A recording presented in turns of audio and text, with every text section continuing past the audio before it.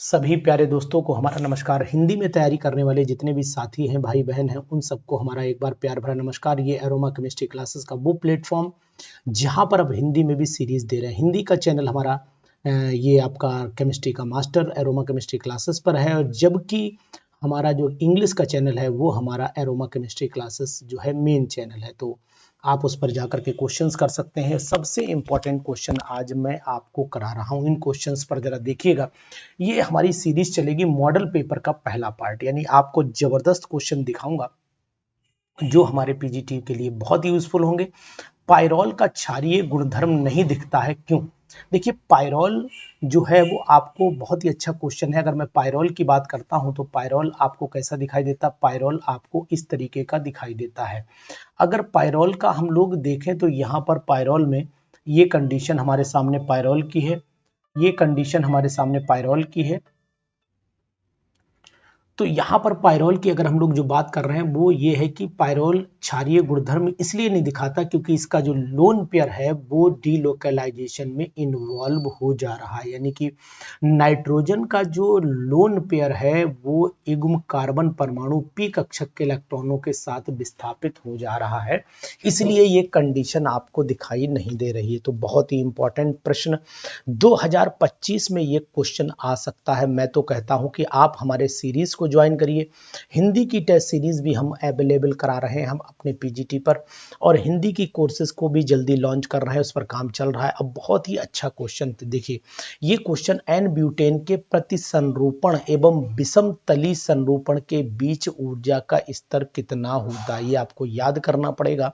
ये आपको प्रश्न याद करना पड़ेगा। यानी कि अगर हम इसका जो है एन ब्यूटेन के प्रति संरूपण और विषम तली यानी कि संरूपण की जो कन्फर्मेशन आइसोमेरिज्म होती है, एंटी एंटी होता है और एक सिन होता है, सिन और एंटी की बात कर रहा है, तो इसमें लगभग और लगभग जो है वो 1 किलो कैलोरी के आसपास की वैल्यू होती है, लेकिन एग्जैक्ट वैल्यू एक पूरी नहीं हो पाती। 0.9 के यानी 100% नहीं होती है, 9 के आसपास रहती, 0.9 किलो कैलोरी पर मोल के आसपास रहती है। तो आंसर यहाँ पर ये वैल्यू आपको याद होनी चाहिए। यहाँ पर आप वैल्यू कैलकुलेट नहीं कर पाएंगे तो ये क्वेश्चन आपको याद होना चाहिए, याद होना चाहिए। बहुत ही इंपॉर्टेंट, आज मेरा मॉडल हिंदी का बेस्ट मॉडल पेपर आपके सामने रख रहा हूँ। इंपॉर्टेंट मॉडल पेपर है ये हमारे ऐप पर, और आप इसको यूज कर सकते हैं। यहाँ पर आइए क्वेश्चन नंबर नेक्स्ट। इस अभिक्रिया को अगर आप पूछोगे तो ये अभिक्रिया पीजीटी में तो बहुत ही आती है। अगर आप पीजीटी लेवल की बात करो तो मैं इसे पीजीटी लेवल का क्वेश्चन बताऊंगा, और पीजीटी में ये बहुत ही महत्वपूर्ण प्रश्न की गिनती में भी ये आएगा। तो होता क्या है पहले मैं आपको बताने की कोशिश करूंगा। ये यहाँ से जो बी आर है Zn Br2, मैंने एक प्रश्न कराया भी है, Zn Br2 निकाल लेते हैं। उसके बाद यहाँ से सिंपल सी बात ये कि H2O निकल जाता है, तो बीच दो Zn Br2 निकल गया, फिर H2O निकल गया, क्योंकि वो OH बनाता है, एल्डोल वाली कंडीशन चलती है इसके अंदर। तो फिर यहाँ पर आपको क्या करना पड़ेगा, ये नेगेटिव आयन बनाता है, आपको पता होना चाहिए, इस पे अटैक करता है, बॉन्ड ऊपर घूमता है, OH आता है, फिर से हीट करता है, हाइड्रोलाइज करेंगे तो ये कंपाउंड आपका यहाँ मिल जाएगा। तो बी वाला प्रोडक्ट आप ये वाला मानेंगे, यानी थर्ड का आंसर आप बी करेंगे। फिर आप समझ लीजिए भाई ये अटैक करेगा। जैसे अगर मैं थोड़ी अभी किसी ने कहा भी था कि सर रिएक्शन लिख करके बता देंगे, तो साहब बिल्कुल आपका आदेश हमारे सिर माथे है। मैं तो चाहता हूं कि मुझे ऐसे स्टूडेंट मिले जो वास्तव में पढ़ाई के इच्छुक है, जिनके मन में ललक हो पढ़ाई की, वही पीजीटी निकालेंगे। सब कोई थोड़ा निकालेगा पीजीटी। तो ये आप जो है जो यहाँ पर कंपाउंड बना है, ये यहाँ पर अटैक करेगा, और जब ये अटैक करेगा तो फिर ये बॉन्ड ऊपर की तरफ मूव करेगा, ये आप बात मान लीजिएगा। तो ये मूव करेगा तो ये जुड़ गया, फिर यहाँ OH आ जाए, हीट करोगे यहाँ से H2O निकल जाएगा, तो ये प्रोडक्ट हमारा यहाँ पर प्राप्त हो जाएगा। बहुत ही important reaction, very very important reaction. जरा भी आपको लगे तो सलाह दीजिएगा, हम आपकी सलाह को हमेशा सिर माथे रखते हैं। ध्रुवण घूर्णता दर्शाने के लिए आवश्यक है कि अणु, यानी कि अगर आपको पोलराइजेशन पावर दिखानी है तो इसका मतलब है कि बे असममित परमाणु हो, ध्रुवण घूर्णकता दिखाने के लिए आवश्यक है कि वो एक दूसरे का सुपर इम्पोज नहीं करने चाहिए। बेप्रतिबंधित घूर्णन हो, दर्पण प्रतिबिंब बनाए नहीं बनाना चाहिए, घूर्णन भी नहीं होना चाहिए, यानी इनमें से असममित तत्व नहीं हो, यानी कि एसिमेट्रिक कार्बन जो है वहां पर, यानी कायरल कार्बन होना चाहिए, यानी सिमेट्री नहीं होनी चाहिए। तो सिमेट्री नहीं होने का मतलब ही कायरल हो जाएगा, तो डी ऑप्शन हम यहाँ पर राइट ऑप्शन टिक करेंगे। बहुत ही बेहतर क्वेश्चन, आज कम क्वेश्चन दूंगा लेकिन जबरदस्त क्वेश्चन दूंगा। इस रिएक्शन को सब लोग जानते होंगे, ये गेटरमैन एल्डिहाइड सिंथेसिस के नाम से जानी जाती है। तो यहाँ पर आप चले आइए और इसको नाम ढूंढते हैं इसका, गेटरमैन एल्डिहाइड। कोच तो नहीं है क्योंकि वहां पर सीओ रहता है। गेटरमैन अभिक्रिया और Friedel craft Gattermann aldehyde synthesis के नाम से जानी जाती है। तो पांचवें का जो जवाब है, गेटरमैन रिएक्शन नहीं कह सकते हैं, गेटरमैन एल्डिहाइड बोली जाती है। फिलहाल ये गेटरमैन यहाँ ऑप्शन है तो फिर हम लगा रहे हैं, लेकिन गेटरमैन रिएक्शन ना बोल करके गेटरमैन एल्डिहाइड सिंथेसिस के नाम से इसे हम बुलाते हैं। अच्छी रिएक्शंस हैं, अभिक्रिया आप जान रहे हैं कितनी उम्दा रिएक्शन है, कितनी बेटर रिएक्शन है, कितनी बढ़िया रिएक्शन है। अगर आप आज ऐसी रिएक्शन नहीं कर पा रहे हैं तो इसका मतलब है फिर आप कहीं ना कहीं दिक्कत पैदा कर रहे हैं अपने लिए। अब इसमें क्या होगा कि ये ग्रुप जुड़ा ए बना, तो यहाँ पर Na यानी ये H हटा दीजिए और ये Na यहाँ पर जोड़ दिए, यानी ये H बन जाएगा और C ट्रिपल बॉन्ड आपका CNA बन जाएगा, और Na में से X लगा दो, NaX निकाल दो, तो प्रोडक्ट यहाँ पर R आ जाएगा। तो RC ट्रिपल बॉन्ड CH, यानी कि अब हमारा आंसर C यहाँ पर राइट ऑप्शन होगा। बेहतर क्वेश्चन के साथ में हम आपके साथ लगातार वो चीज दे रहे हैं जो आपको एरोमा केमिस्ट्री क्लासेस के अलावा कहीं नहीं मिल सकती। जबरदस्त क्लास है हमारी और इसमें आपको बहुत ही बेनिफिट होने वाला है। जब किसी असममित अणु का असममित एल्कीन पर योग होता है तो अणु ऋणात्मक भाग, तो ये आपको पता होना चाहिए, इसमें मुझे बताने की जरूरत नहीं। मार्कोनिकॉफ का नियम कहलाता है ये, इसे आप मार्कोनिकॉफ के रूल के अनुसार जानते हैं। क्वेश्चन नेक्स्ट पे 8 पे आ जाइए।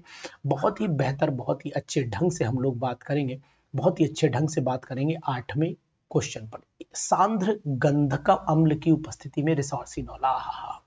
8वां क्वेश्चन तो जबरदस्त है, बहुत ही जबरदस्त है। तो आपको बताने की कोशिश करूंगा। आप रिसोर्सिनॉल को तो जानते हो, रिसोर्सिनॉल को जानते हो। ये क्वेश्चन ऐसा है जो वास्तव में बिल्कुल ऐसे मान के चलिए कि बहुत ही पीजीटी के लिए धाकड़ क्वेश्चनों में से गिना जाएगा। यानी मैं तो कहूंगा कि आप ऐसे क्वेश्चन को जरूर कर डालिए। क्या आप इसके क्वेश्चन का आंसर बता पाएंगे कि आखिरकार इसका आंसर होगा क्या? यानी मैं तो चाहता हूं कि आप ऐसे क्वेश्चन का जवाब जरूर दें कि अगर हम लोग रिसोर्सिनॉल को थैलिक एनहाइड्राइड के साथ में ट्रीटमेंट दें तो क्या प्रोडक्ट बनेगा। तो आप थैलिक एनहाइड्राइड तो जानते ही हो कि भाई ये थैलिक एनहाइड्राइड हो जाता है, ये थैलिक एनहाइड्राइड हो जाता है, ये हो गया थैलिक एनहाइड्राइड। और अब आपको क्या करना है, अब आपको थैलिक एनहाइड्राइड रिसोर्सिनॉल की रिएक्शन करानी है। अच्छा ये बताओ कि अगर आपसे पूछा जाए कि भैया ये बताओ रिसोर्सिनॉल, फ्लोरोग्लिसरॉल, ये सब कौन से कंपाउंड होते हैं, तो क्या आप हमें बता सकते हैं कि ये कंपाउंड सर ये वाले कंपाउंड है? तो मुझे भी लगेगा कि नहीं, आपने तैयारी भरपूर की है, मेहनत की है आपने तैयारी में। चलिए खैर कोई बात नहीं है। देखो मैं आपको बताने की कोशिश करूंगा कि यहाँ पर एक होता है रिसोर्सिनॉल और रिसोर्सिनॉल एक होता है आपका कैटिचॉल। तो कैटिचॉल में तो आर्थो पोजीशन होती है, रिसोर्सिनॉल में कहाँ पर पोजीशन होती है? तो मैं आपको बताने की कोशिश करूंगा। ये हमारा रिसोर्सिनॉल मेटा पोजीशन पर जुड़ा होता है। एक यहाँ पर OH लगा लो, एक यहाँ पर OH लगा लो, सिंपल हो गया ना। तो अब आपके पास में ये हो गया। तो अब ये दोनों कंपाउंड जब रिएक्शन करेंगे तो यहाँ से क्या होगा, ये वाला O और ये वाला यहाँ से H निकल जाएगा। तो इस कंपाउंड को हम लोग फ्लोरिसिन के नाम से जानते हैं कि कंपाउंड क्या बना लेगा, फ्लोरिसिन बना लेगा। बहुत ही इंपॉर्टेंट प्रोडक्ट बनता है और इस इंपॉर्टेंट प्रोडक्ट को आप अपनी बुक में देख भी सकते हैं, अपनी किताबों में आंसर भी चेक कर सकते हैं कि फ्लोरिसिन एक ऐसा प्रोडक्ट है जो बहुत सारे योग मेडिसिन में भी काम आता है, बहुत सारे कंपाउंड्स बनाने में भी काम आता है। तो ये कंपाउंड हम लोग आप ऐसे करके दे सकते हैं कि नॉकिंग की कंडीशन भी पैदा करता है। यानी कि अगर हम ये कहें कि नॉक्ड प्रोडक्ट भी माना जा सकता है तो नॉक्ड प्रोडक्ट भी आप इसे बोल सकते हैं। तो इस तरीके से इसका नाम भी याद रखिएगा।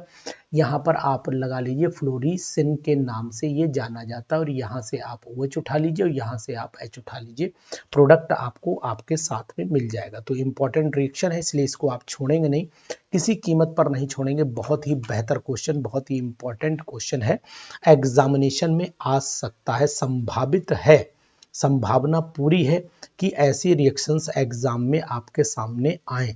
तो ऐसे क्वेश्चन छोड़े नहीं जाते हैं, इस बात का ध्यान देना। इसी तरीके से अगर मैं आपको एक और याद दिला देता हूँ, एलिजरेंट डाई भी ऐसे ही बन जाती है। अगर एलिजरेंट डाई की बात करें तो एलिजरेंट डाई भी ऐसे ही बनती है, फ्लोरेसिन भी ऐसे ही बनता है। तो अब आप अगर इसको मिलाकर बना पाओगे स्ट्रक्चर? नहीं बना पाओगे, नहीं बना पाओगे। चलिए मैं बना करके क्या दिखाऊं, बना करके दिखाऊं। चलो बना करके आप ऐसा कर लो कि इसका ओ निकालना, यही एक ओ निकालना है और एच आपको 2 निकालने पड़ेंगे। तो इसका मतलब है कि अगर मैं प्रयास करता हूं आपके सामने रिएक्शन का, चलिए नहीं कहोगे कि सर आप प्रयास ही नहीं किए, आपने डायरेक्ट बता दिया आंसर। चलो खैर कोई बात नहीं, प्रयास थोड़ा सा मैं भी कर लेता हूँ। अगर सफलता मिलती तो ठीक है, प्रोडक्ट बनाने में बुराई कहाँ होती है। प्रोडक्ट बनाने में तो मेटा पोजीशन पर 2 OH 1 OH ऐसे लिखना पड़ेगा, एक OH हमें ऐसे, तो ये मेटा हो गया, आर्थो मेटा, ठीक है, ये बिल्कुल हो गया।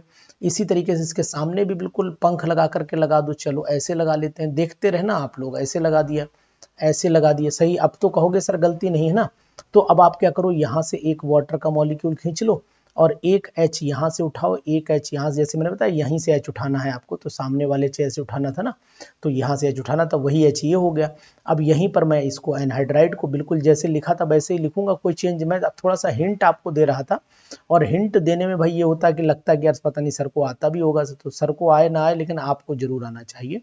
यहाँ से ये वाटर मॉलिक्यूल, तो 2 वाटर मॉलिक्यूल जब निकल जाएंगे तो अब तो मर्ज कर ही लोगे, जहां तक मुझे उम्मीद है कि अब मर्जिंग आप कर लेंगे। तो ये प्रोडक्ट हो गया, यहाँ पर OH कर लीजिए, यहाँ पर O कर लीजिए, यहाँ पर भी आप इस तरीके से अब आप जोड़ लीजिएगा, अब तो कर लेंगे ना, यहाँ OH कर लीजिएगा, यहाँ पर अब आपका ये हो गया कंपाउंड C, और ये आपका ऐसे हुआ, ऐसे हुआ, इधर रिंग बन जाएगा। बड़ा टिपिकल बनता है वैसे, इसीलिए मैं निकाल रहा हूँ, थोड़ा सा मेहनत मैं भी कर लेता हूँ। बिल्कुल ये है, ये फ्लोरेसिन कहलाता है, ये फ्लोरेसिन कहलाता है, मैंने आपको बना करके दिखा दिया, ठीक है। इंपॉर्टेंट है ये 9th वाला क्वेश्चन, देख लीजिए 9th वाला क्वेश्चन भी बहुत इंपॉर्टेंट है। और यहाँ पर आपको प्राइमरी अल्कोहल 1 डिग्री का अल्कोहल मिलता है, पता होना चाहिए। मतलब ये रिंग यहीं से ये C2H5 आकर के यहाँ अटैक करेगा और ये OMGBr बनाएगा। तो इसकी रिएक्शन भी चलिए मैं दिखा देता हूँ। नहीं आप कहोगे सर पता नहीं, सर ही को नहीं आ रही होगी तो दूसरे को क्या बताएंगे। खैर ये चीजें तो, ये तो सब चीजें चलती रहती हैं, इसमें तो कोई दिक्कत है ही नहीं। चलिए यहाँ पर मैं ले लेता हूँ, यहाँ मैं CH3 ले लेता हूँ, यहाँ पर वो सॉरी CH2, यहाँ पर CH2 और यहाँ पर O ले लिया मैंने। ये RMgX की जगह रिएक्शन कराई, तो आपको पता होना ये बॉन्ड इधर जाएगा, ये टूट जाएगा, तो ये R आपका CH2 OMGBr आ जाएगा। फिर आप यहाँ से हाइड्रोलाइज कराइए तो R की जगह पर ये C2H5 है ना। बेहतर क्वेश्चन है, इंपॉर्टेंट क्वेश्चन है साथियों। अभी आज भी चैनल अगर आप सब्सक्राइब नहीं कर पाए तो आप मान के चलना कि आप सिर्फ और सिर्फ अपने लिए धोखा उठा रहे हो और कुछ नहीं कर रहे हो। एडिपिक अम्ल को हेक्सामिथाइल, ये तो दुनिया जान रही है कि नाइलॉन 66 प्राप्त होता है, तो नाइलॉन 66 एडिपिक एसिड और हेक्सामिथाइलिन डाइएमीन।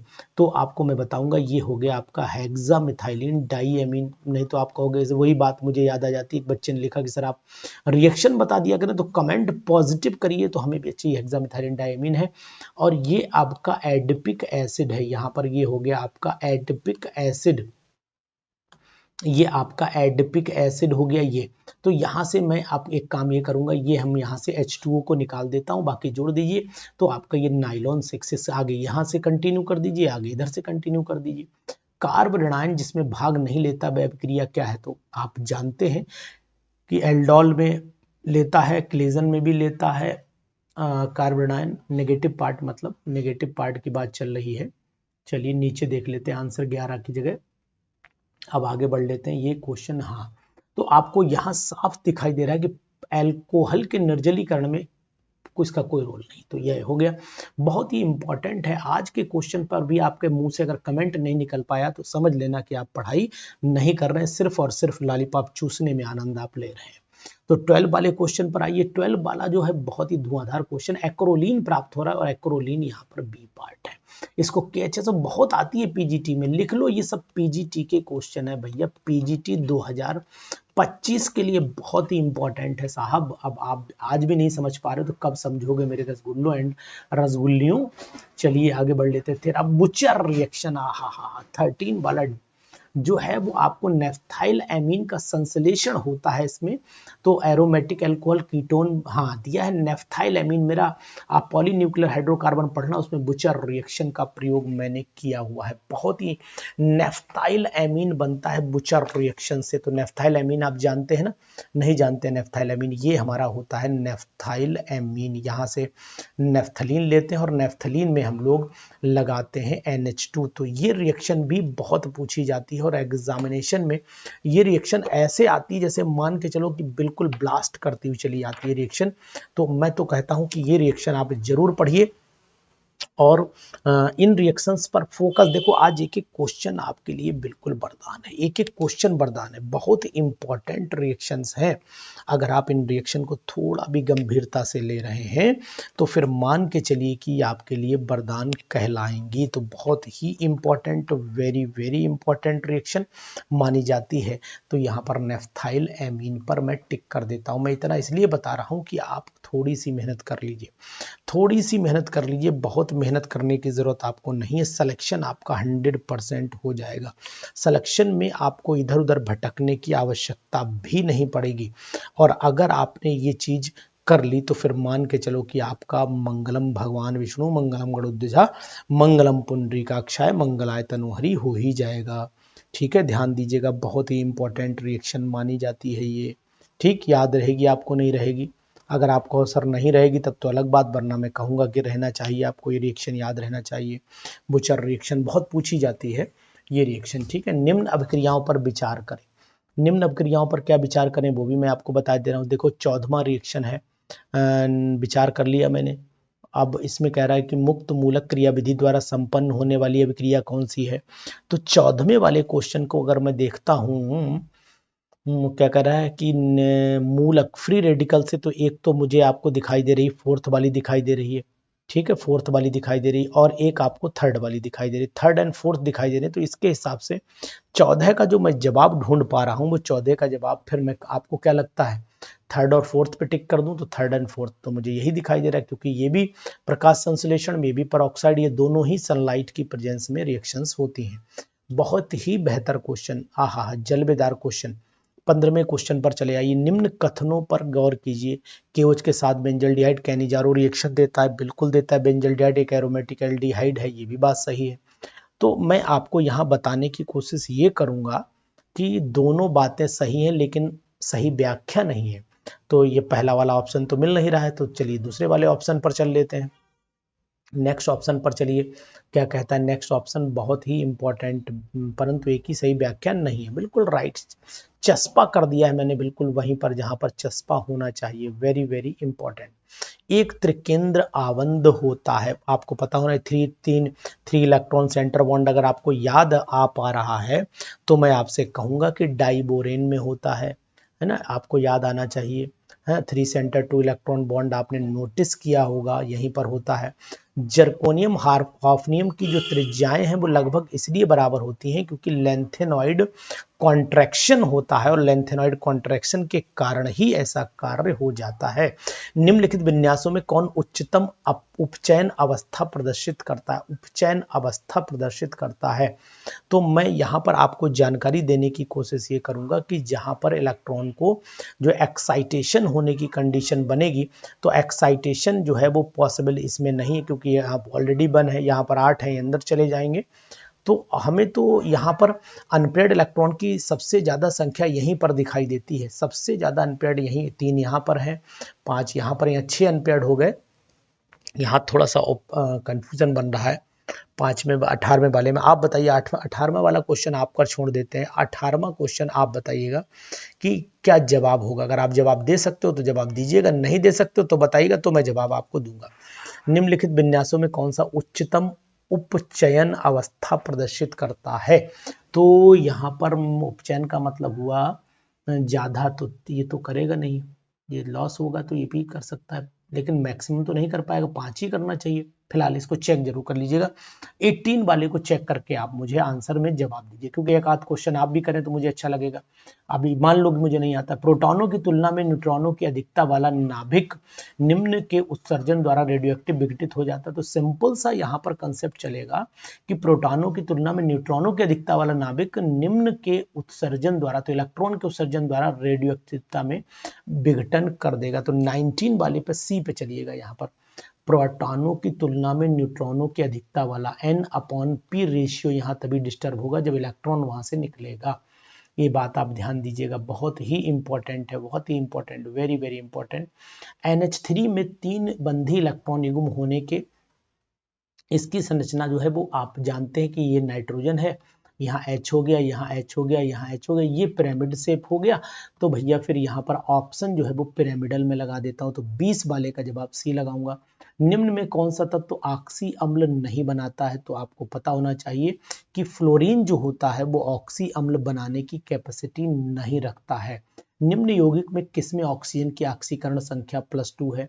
तो आपको साफ सुथरा जवाब यहाँ पर दिखाई दे रहा होगा कि OF2 में ऑक्सीकरण संख्या +2 दिखाई दे रही होगी। Very very important.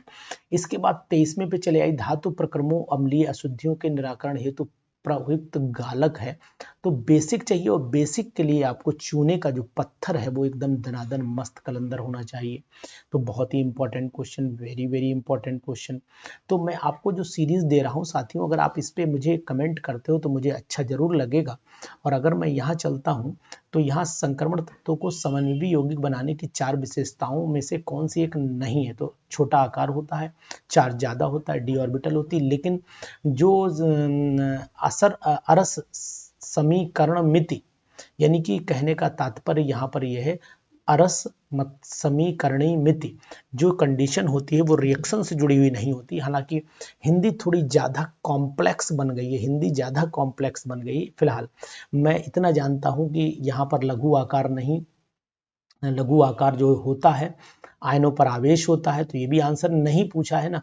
और ऊर्जा भी डी ऑर्बिटल में बहुत होती है, तो ये भी आंसर नहीं हो सकता, 3 तो नहीं हो सकता, तो फिर ऑप्शन यही होगा। हालांकि इसकी अरस समीकरण मिति का हिंदी जो है वो हमारे लिए भी दिक्कत का काम है, दिक्कत का काम है। क्वेश्चन बन पाए लेकिन बहुत ही टिपिकल बन गया भाई, चलो सॉरी इसके लिए। लेकिन हाँ, आंसर जब 3 नहीं तो चौथा मैं लगा रहा हूँ फिलहाल। न्यूनतम बंध कोण वाला यौगिक है, सबसे कम बॉन्ड कहाँ बनता है? तो आपको पता होना चाहिए, ऊपर से नीचे आने पर बॉन्डिंग की जो पावर है वो क्या होती चली जाएगी, वो बढ़ती, यानी कि बॉन्ड एंगल जो है वो लोन पर दूर भागेगा, बॉन्ड एंगल घटता चला जाएगा। तो बढ़ता हुए में यहाँ ऑक्सीजन है और यहाँ सल्फर है, तो इन दोनों के ऊपर की बात करेंगे तो बॉन्ड एंगल दूर, भाई लोन पर दूर भागेगा और इलेक्ट्रोनेगेटिव पावर घटेगी तो बॉन्ड एंगल घटेगा। घटने में अब आप नाइट्रोजन है, यहाँ भी अलग है, मीथेन है, यहाँ टेट्राहाइड्रल है, तो यही लोन पर है, तो फिर बी ऑप्शन हमारा यहाँ पर राइट ऑप्शन हो जाएगा, क्योंकि सल्फर की इलेक्ट्रोनेगेटिव पावर ऑक्सीजन से कम हो जाती है, तो बॉन्ड एंगल यहाँ पर डाउन हो जाएगा। बाकी इसमें होने लोन पर है ही नहीं, इसमें 104 है, वैसे भी आपको बताने की कोशिश करूंगा, 107 104 है, तो यहाँ पर थोड़ा सा बॉन्ड एंगल और कम हो जाता है, 104 से भी नीचे चला जाता है। ठीक है, बहुत 96 के आसपास रहता है।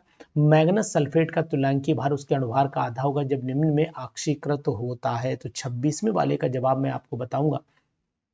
MnSO4 जो होता है, MnSO4 ऑक्सीडाइज होता है MnO2 में, तो यानी कि यहाँ पर +2 ऑक्सीडेशन, यहाँ पर आपकी +4 ऑक्सीडेशन स्टेट है, 2, फिर इसका मतलब हुआ कि आंसर हमारा यही सी सही हो जाएगा। तो बर्नर के अनुसार जटिल यौगिक में, बर्नर के अनुसार जटिल यौगिक में, अब 27वां क्वेश्चन भी बहुत बेहतरीन क्वेश्चन है। तो बर्नर के अनुसार प्राथमिक संयोजकता आयनीय होती है, तो आयनन होता है, तो अनायनीय मतलब आयन नहीं बनता, तो ऐसा तो नहीं है, ये भी नहीं, गलत है। तो आयनिक होती है ना, आयनित होती, तो आयनित तो यही हुआ ना, आयनित मतलब आयनाइजेशन जिसका होता है, तो यही हुआ, सी पार्ट हमारा सही है, बिल्कुल सही है। तो ऐसे क्वेश्चन करो ना, क्वेश्चन करना तो जटिल करो। समन्वयी ये जो यौगिक है इसका IUPAC नाम अगर देखोगे तो पेंटाअमीन, पेंटाअमीन हो गया, एक्वा हो गया, तो फिर सिंपल सा एक्वा पहले आ जाएगा। क्यों भाई, एक्वा पहले आ जाएगा ना, या अमीन पहले आएगा? तो AQ है, यहाँ AM है, नहीं अमीन पहले आएगा, तो पेंटाअमीन हो गया, एक्वा हो गया, प्लेटिनम 4th आयन, यानी कि बी वाला पार्ट हमारा सही है। बहुत ही बेहतर क्वेश्चन, जबरदस्त क्वेश्चन भाई साहब। 29वां क्वेश्चन, अम्ल तथा क्षारकों के लिए निम्न कथनों में से कौन सा सही नहीं है? तो मैं यहां से आपसे कहूंगा कि प्रबल अम्ल और संयुग्मी क्षारक भी प्रबल होते हैं। यही कथन, ये प्रबल अम्ल का संयुग्मी क्षार वीक होता है, इसलिए आप इसको गलत मान लीजिए। ठीक, सही मिल गया। और 30वां और आज का लास्ट क्वेश्चन, फास्फोरस के ऑक्सी अम्लों से संबंधित निम्न कथनों पर विचार कीजिए। तो 30वें का मैं जवाब करता हूं, ये त्रिक्षारकीय सही है ना, कि विचार कर लिया मैंने। आयनित होते हैं, फास्फोरस के रूप में विस्तृत होता है। ठीक, 3 हो गया। अब इनका बाकी विचार करें, फिर हम आपको आंसर दें कि क्या संभावना है इसके आंसर की। चलिए, 2 तो विचार हो गए, तीसरा विचार हमें फिर वापस पहुंचना पड़ेगा। क्या था, उत्तर को अंकित कीजिए, सही कौन कौन सा। ओ हो, फंस गए भाई सब। अब मुझे इस क्वेश्चन को दोबारा पढ़ना पड़ेगा, दोबारा पढ़ना पड़ेगा। तीनों 3 ही पॉइंट हम समझे, 4 हैं पॉइंट, तो अब हमें इसे दोबारा पढ़ना पड़ेगा। तो दोबारा पढ़ लेते हैं, चलिए दोबारा पढ़ लेते हैं। त्रिक्षारकीय है, बिल्कुल सही है। और आर्थोफॉस्फोरिक अम्ल के लवणों का उर्वरक के रूप में, ये भी सही है। हाइड्रोजन परमाणु आयनित होते, 3 नहीं होते इसमें, तो यानी पहला और तीसरा है सही। तो हम लोग पहले तीसरे को ढूंढें, कहां पर हमारा सही ऑप्शन जा रहा है। पहला तीसरा कहां जा सही जा रहा है। बहुत ही बेहतर क्वेश्चन की शुरुआत, बहुत ही जबरदस्त क्वेश्चन की शुरुआत। पहला तीसरा मतलब हमारा ऑप्शन जो है वो यहाँ पर 30 वाले का सी ऑप्शन, पहला तीसरा डी ऑप्शन सही है। ठीक है, तो आगे के क्वेश्चन भी हम लोग कंटिन्यू करेंगे साथियों, लेकिन आपसे हमारा निवेदन है कि चैनल को सब्सक्राइब कर लीजिए और कमेंट जरूर करिए। कहीं भी क्वेश्चन में डाउट लगेगा, हम आपके साथ डिस्कशन करेंगे। डिस्कशन पॉजिटिव होना चाहिए।